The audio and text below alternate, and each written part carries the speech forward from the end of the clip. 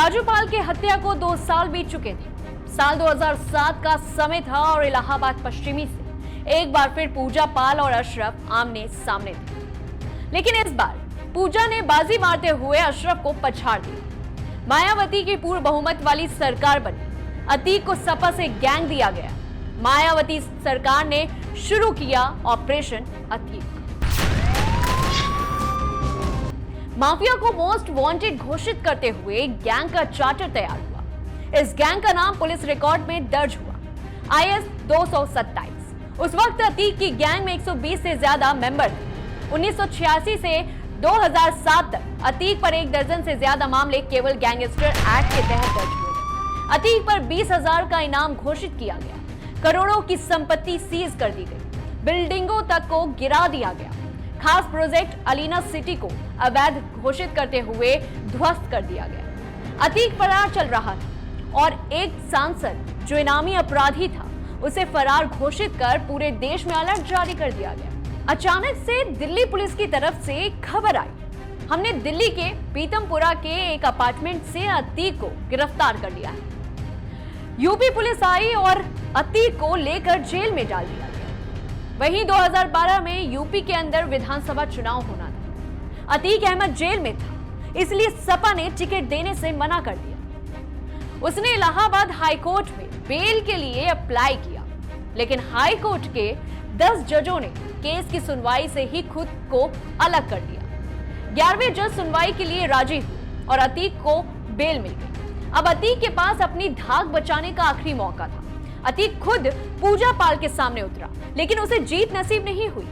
जब राज्य में सपा की सरकार बनी, अतीक ने फिर से अपनी हनक बनाने की कोशिश की।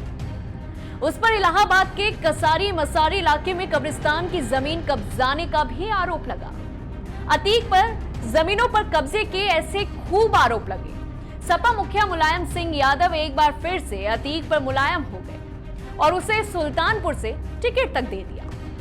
पार्टी के अंदर विरोध हुआ तो अतीक की सीट बदलकर श्रावस्ती कर दी गई। उसने खूब चुनाव प्रचार किया। 2017 में विधानसभा चुनाव को लेकर सपा ने 2016 में ही तैयारी शुरू कर दी थी। सपा ने एक लिस्ट जारी की जिसमें अतीक को कानपुर कैंट सीट से उम्मीदवार बनाया गया था।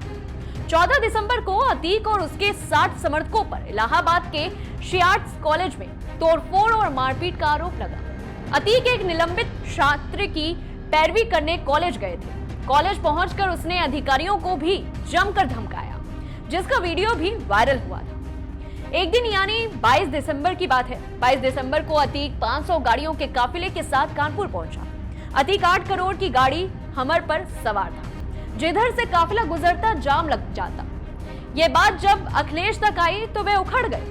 उन्होंने साफ कर दिया कि पार्टी के अंदर अतीक के लिए कोई भी जगह नहीं। इस एक फैसले के बाद अतीक का सियासी करियर मानो खत्म ही हो गया। वहीं शियाट्स मामले में हाईकोर्ट ने सख्ती कर पुलिस को फटकार लगाई और अतीक को गिरफ्तार करने का आदेश दे दिया। फरवरी 2017 में अतीक को गिरफ्तार कर लिया गया। हाईकोर्ट ने सारे मामलों में उसकी जमानत रद्द कर दी। 2017 में जब योगी सरकार आई तो मरियाडीह डबल मर्डर की फिर से जांच शुरू हुई। पुलिस ने खुलासा किया तो सब चौंक गए। पुलिस ने आरोप लगाया कि अलकमा की हत्या अतीक, अशरफ और आबिद प्रधान ने कराई है। अतीक को लग रहा था कि अगर जाबिर चुनाव जीत गया तो उसका वर्चस्व खत्म हो जाएगा, इसलिए अतीक ने अलकमा को मारने की साजिश रची। अलकमा ने गैर बिरादरी में शादी कर ली थी। इसी वजह से आबिद प्रधान और उसका परिवार भी नाराज था।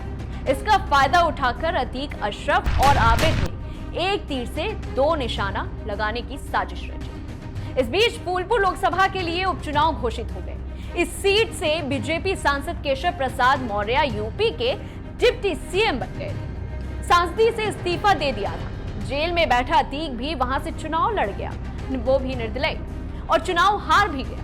2005 में हुई विधायक राजूपाल की हत्या के मामले में उमेश पाल मुख्य गवाह थे।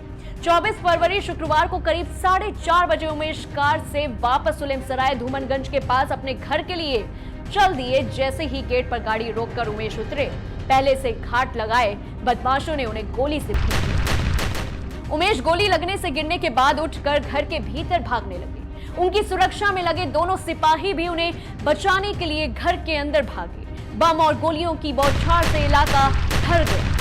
हमलावर वहां से फरार हो गए। उमेश पाल, सिपाही संदीप और राघवेंद्र लहूलुहान पड़े थे।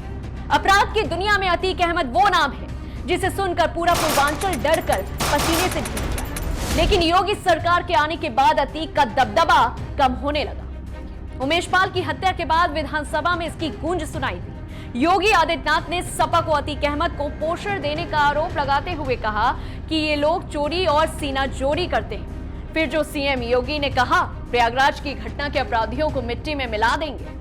नतीजा ये हुआ कि अतीक के बेटे असद और शूटर गुलाम का एनकाउंटर कर दिया गया। हजारों लोगों के घर उजाड़ने वाले अतीक का घर उजड़ गया। वो अतीक जिसने कई लोगों को खून के आंसू रुलाया। शनिवार रात वो अपने भाई अशरफ के साथ बेरहमी से मारा गया। इस तरह से अंत हुआ अतीक का। इस खबर को लेकर के आपकी क्या राय है, हमें कमेंट बॉक्स पर जरूर बताएं। तब तक के लिए देखते रहिए पॉलिटिक्स जंक्शन।